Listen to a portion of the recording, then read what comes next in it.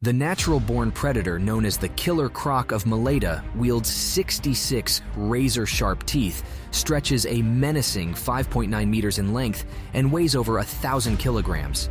The giant crocodile of Malaita is known to kill in cold blood without any signs or warnings. It takes its prey unaware and leaves traces of its gruesome act in the form of bones, ripped flesh, or limbs swarming with flies and worms on discovery. This terrible act is supposedly done to mark its territory and let other animals know that he is alpha, and let the humans know as well that their time is limited and he is here to feed. Hit that subscribe button right now so that you never miss any story of the animal kingdom. Our story takes place on Malaita Island, the most populous island among the Solomon Islands along the Pacific Ocean. The Waihara River is a common river in the Malaita province of Solomon Island where wildlife flourishes. The inhabitants of the village near the river referred to themselves as the Saltwater People. It is a small community, rich with natural resources such as timber, nickel, gold, and others, but was highly undeveloped and poor. The major occupation of the individuals in the village includes fishing, farming, gardening, lumbering, and others. Waihara River used to be a safe place for fishing and other activities. That all changed in the summer of 2019 with the increase of crocodile attacks on humans. The gory scene after a crocodile attack was so horrific that it devastated the locals and made the people of the province so afraid to go close to the river. One such attack was the unfortunate incident of a young girl who snuck out of her home to play with her friends not too far from the river. She had made plans earlier to meet with her friends and decided to go a bit earlier. She got to the river before her friends and decided to wait for them while exploring the bushes just a few meters from the river. Little did she know that her little playdate would be her very last. Without any warning,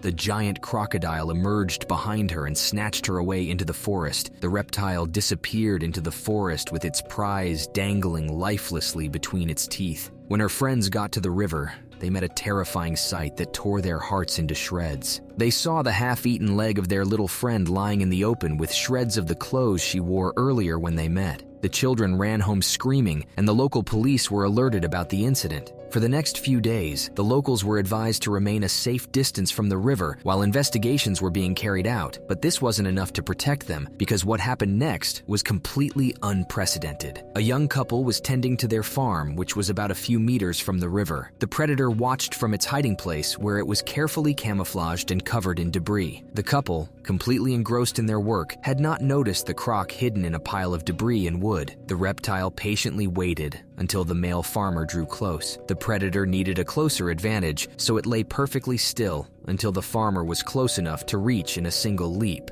The large crocodile quickly emerged from the bushes and snapped its jagged teeth closed on the leg of the male, dragging him violently into the forest as he screamed and struggled with the unstoppable 1,000-pound beast. The spouse screamed for help, throwing stones and sticks in the direction of the giant crocodile, unable to come close as the mere image of the reptile was like something from a nightmare. Before she could attract the attention of other farmers nearby, the crocodile had disappeared with the body of the man and left a thick trail of clothed blood. Even the screams of the male had been silenced by the heart-wrenching pain of the croc's bite. One thing was clear: the victim was already gone, and even if they found the giant crocodile, the victim would already be in pieces. This was the first time that someone had fully identified the beast by its looks. The inhabitants of the small community always imagined that they were safe from the crocodiles because most crocs never stray too far from the river. But this was no ordinary croc. This was something else, a killing deity sent to wreak havoc on them. The crocodile problem in the Solomon Islands was a complex one.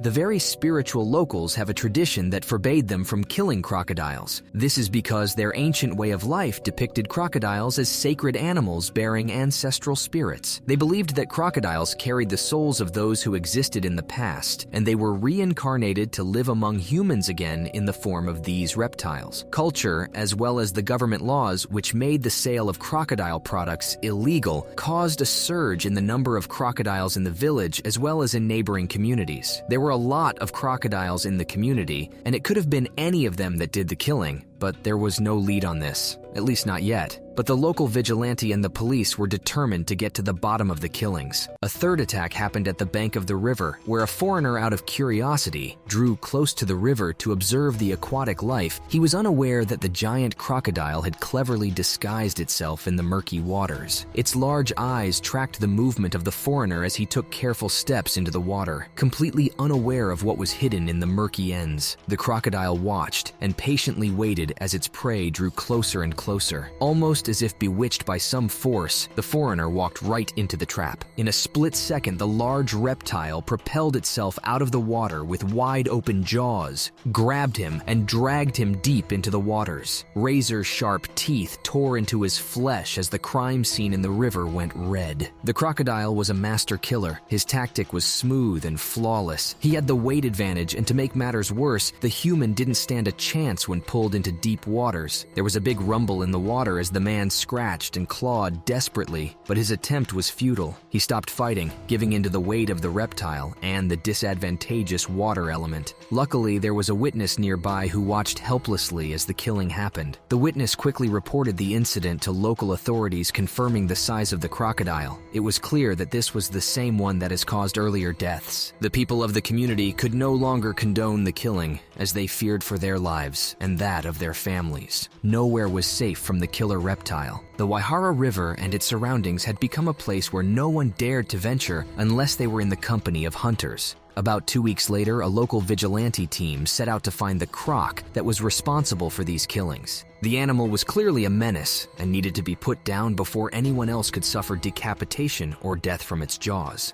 They knew that they would find a lot of crocodiles, but they needed to find the one has gotten the taste for human meat and had caused a lot of grieving. The vigilantes set up traps with large parts of fresh meat and trails of blood. They stuffed the meat inside a sack and made it look like a human. The hunters monitored the decoy from a distance, hoping to catch the beast, but the decoy only attracted other smaller, curious crocodiles who snatched the decoy and dragged it back to the river. The hunters had been out for 5 whole days, and the predator wasn't in sight. The men began to contemplate that perhaps the beast had decided to migrate elsewhere. Some speculated that the spirit that resided in the crocodile had had its fill of human sacrifice and had decided to leave them in peace. Whichever version it was, the most important thing was that the beast was no longer a threat, or so they thought. The following week, there were 2 incidents on the same day. A man returning home at dusk after having a bit too much to drink went off-road to relieve himself, and that was where he met his end. The giant reptile had stalked the staggering man for a distance, and when he stopped in the bushes, the predator took him. No one was in sight to witness this cruel animal tear the man from limb to limb, leaving behind bits of his entrails. On the same night, a woman living on her thatched farmhouse with her 5-year-old son, Aola, woke up to the screaming of her son just outside her home. She quickly ran out and was in time to see the huge reptile dragging the 5-year-old like ragdoll while walking backward as if retreating into the forest.